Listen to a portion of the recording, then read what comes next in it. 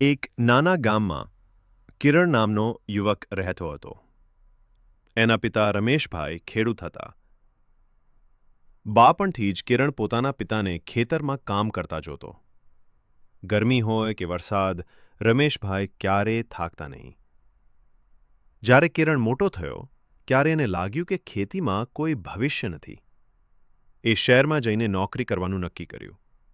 પિતાએ કહ્યું, બેટા, તું જા, મોટું બનું, પણ યાદ રાખજે, દુનિયામાં કોઈ પણ મોટી છત્રી તને બચાવી શકે, પણ તારા બાપની છત્રી જેટલો આરામ ક્યાંય નહીં મળે.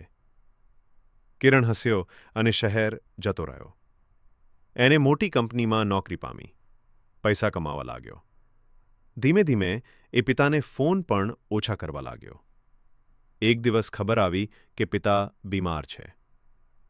કિરણ તરત ગામ દોડી ગયો. હોસ્પિટલમાં પિતાને ઓક્સિજન પર જોઈને એની આંખો ભીની થઈ ગઈ.